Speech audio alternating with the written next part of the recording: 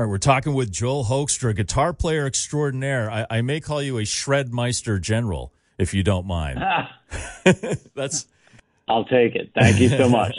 Now, Joel plays for Trans-Siberian Orchestra, who are coming back to Worcester for their annual visit. 2 big shows, November 30th at the DCU Center. But just to give people a little background in case they don't know who you are, you've done work with Night Ranger. Are you still officially a member of Whitsnake? Yes, yeah. It's still technically a member in a band, although we're in a holding pattern as far as touring goes. Right, but you've been doing that for like over a decade now, I think, right? Yeah, right about 10 years or so, yeah. Yeah, and then you've worked with everybody. I mean, you've worked with so many people because your guitar playing is in demand. Cher, one of the people you worked for. And but this time with TSO, you guys are celebrating the 20th anniversary of The Lost Christmas Eve, which it only seemed like it came out like 6 years ago to me. Time definitely flies. And you guys are going to reach a milestone, if you haven't already, with selling your 20 millionth ticket for Trans-Siberian Orchestra. Is that true? Yeah, absolutely. I know, it's incredible. Over 12 million CDs. The streams are beyond. Who the heck knows how many streams? But it's really amazing to be ingrained in North American Christmas culture like this, with such a special band and a special, I guess, project, if you will, that Paul O'Neill dreamt up in his mad scientist brain years ago and went, this is going to be holiday tradition. And I'm sure everybody was like, what are you talking about, dude? And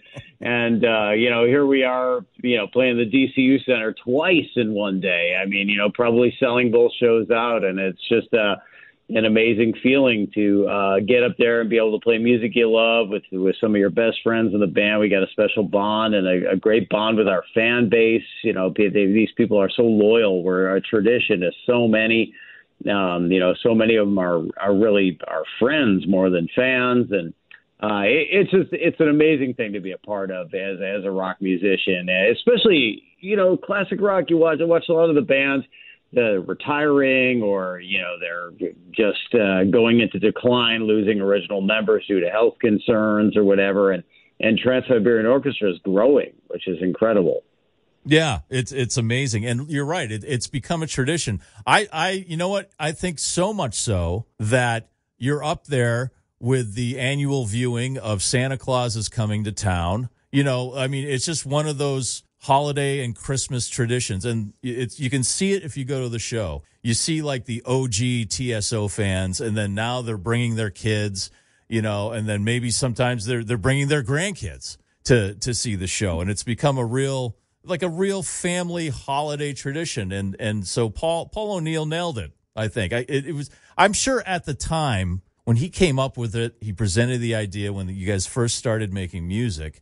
It was strange to people because really there was nothing else like it in the world.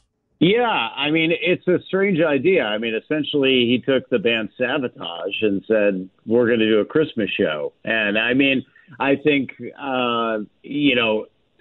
obviously, I have my thoughts on why it appeals to so many. I think if you haven't seen TSO, visually, it's amazing. Yes. Right? We got a video wall, the width of the arena with fantastic imagery happening, a laser light show that's on par with like Pink Floyd, and the pyro is like insane. I mean, it's off the charts. It's like, nobody else. And then we got performers out on hydraulic lifts out over the audience. We go running down into the audience. We'll play directly in front of a kid. So you're 1 minute you're watching a guy with a wall of fire behind him playing for 10,000 people, and he walks down off the stage and he's playing for you and hands you a guitar pick. And that, it snows indoors. There's just all these, incredible things. So the kids, they like that, right? It's like a sensory experience just looking at it. And then you've got the story on the front half every year. The front half, those that haven't seen TSO, there's always a story. And this year it's The Lost Christmas Eve. And that, I think, gravitates or pulls in the older audience. It puts them in the holiday spirit. Then there's guys like me who go because it's like, hey, this is a rock concert kind of being called a Christmas show right now. So, it's just great from a musical aspect as well, just going and like enjoying like, you know, how cool the music is. So there's a lot of different things that appeal to a lot of different people. Yeah, I think people view this show and absorb it different ways. But, you know, you nailed it with that all ages thing. It's like, it's incredible to look out there and you see families 3 generations deep, and actually it's like miracle of miracles. Everybody's happy. And it's like, how's that even possible? Like, you see everybody actually, the kids aren't going like, when is this over? You know, it's like everybody looks really genuinely happy to be there. So it's a special thing to be a part of. And, you know, that was Paul O'Neill's vision, to have this live on beyond him and become a holiday tradition. And to be a small part of that, be a guitarist who lends his talents to it, it's really a special feeling. Or every ticket, you guys donate $1 to a local charity of the venue you're playing. And last year, and I believe this year also, it's going to be the Lupus Foundation of Worcester. And so that means $20 million have been donated to various charities from TSO. And that's quite an accomplishment, too. I mean, there's the gigantic show and the albums and the music and, you know, everything. But really, that is also something that not a lot of bands can talk about. Yeah, well, that again speaks to the generosity of Paul O'Neill. I don't know if you met Paul or if you got to spend any time with him, but he was very eccentric, like a mad scientist, but he was one of the most generous people you'd ever meet in your life. I mean, heart of gold. And not only for, you know, his charitable work with this, with the $20 million being raised for local charities, but the fact that he always fought for the ticket prices to be affordable for families to be able to go, because I think he recognized this as a family event, and he didn't want just, you know, the multimillionaires sitting in the front row, the people that could afford the $10,000 ticket or whatever the insanity is these days that people are paying to go to shows. He really fought against that Ticketmaster Gold Circle pricing, and he, you know, made it available to our fan club so our diehards could be the people in the front row and you have the best seats. And, you know, he was not a greedy guy in that regard. And I think everything that he was making with it, he put back into the production. His main goal was to have people leaving with their talking to each other going, that was the coolest thing I've ever seen. Yes. That was the best show I've ever been to. I mean, he really put his heart and soul into this. And how can you not feel honored to watch this come to fruition, knowing that he was a guy that gave his heart and soul to it? It's, you know, it's a story of a lot of I guess a larger version of what most musicians go through, where you just want to build this career playing an instrument, and people look at you like, yeah, right, lots of luck, you know. And I think that Paul wanting this to be a holiday tradition, I think there were a lot of naysayers and people that probably didn't think that would work. And it just, yeah, how can you not root for him? I mean, It's like, it makes me feel really good to be a part of that. Well, it's also just a testament to the music. You know, I mean, it really comes down to, are people going to like the music? And you guys, I think every one of your albums has gone platinum, if not multi-platinum, I think. Yeah.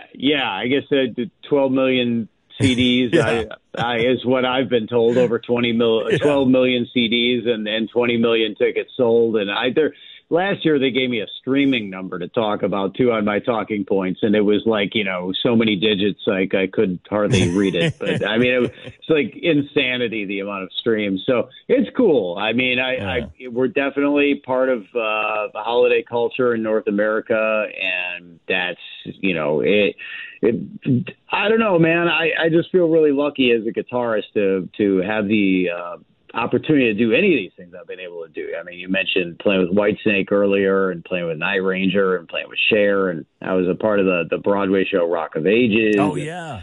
You know, I mean, just all these different things that I've been blessed to have the opportunity to do. I come from the southwest suburbs of Chicago, a very blue collar neighborhood where this kind of stuff is laughed at if you said you were going to do it with your life. So in many ways, I've been able to corny as it may be, like live the American dream of that thing where you're like 11 years old and you just kind of decide, I think I'll do this. And, you know, people are like, yeah, lots of luck, dude. Yeah, lots of luck. But, you know, it's worked out for me, and I feel very lucky. Let me ask you this. I talked to Jeff Plate a couple of months ago, the drummer from TSO. And for this tour, the Lost Christmas Eve, it's 20th anniversary.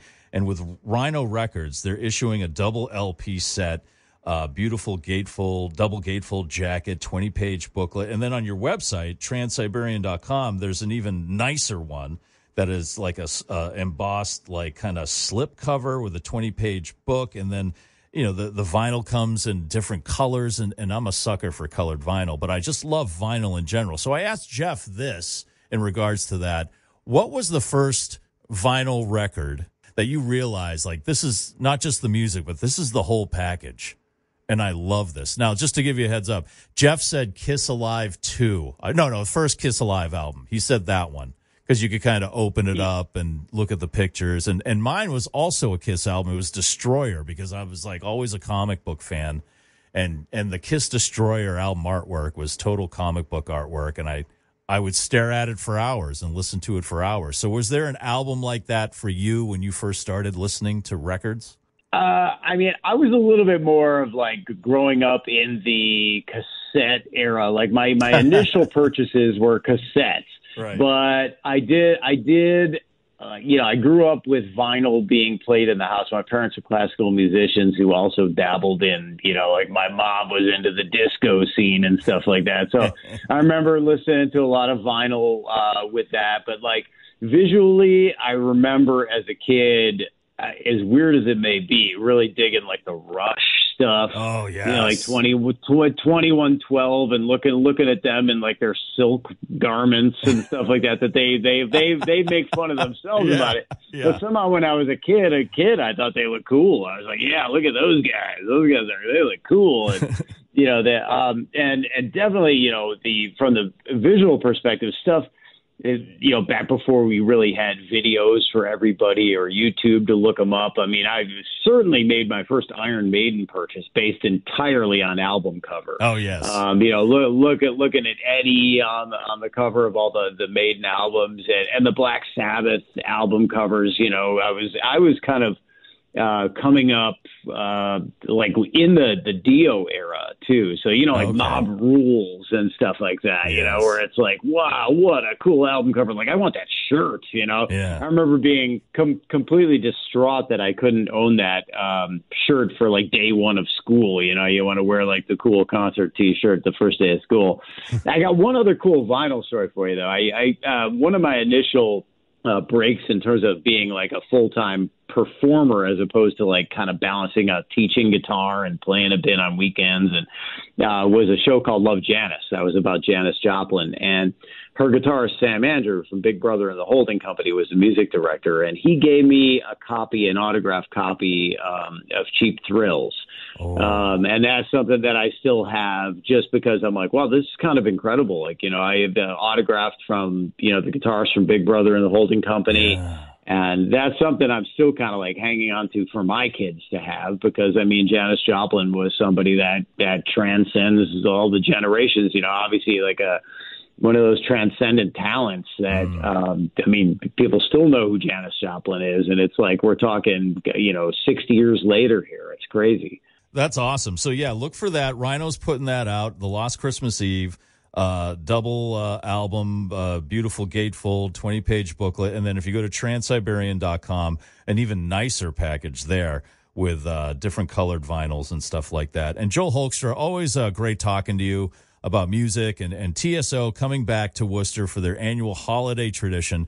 That's at the DCU Center November 30th with two shows, 3 o'clock and 8 o'clock. And we're looking forward to seeing the gigantic show once again, Joel. Thanks for taking the time, man. I appreciate it. Right back at you. Couldn't do it without you. Thanks for getting the word out for us. Appreciate you very much.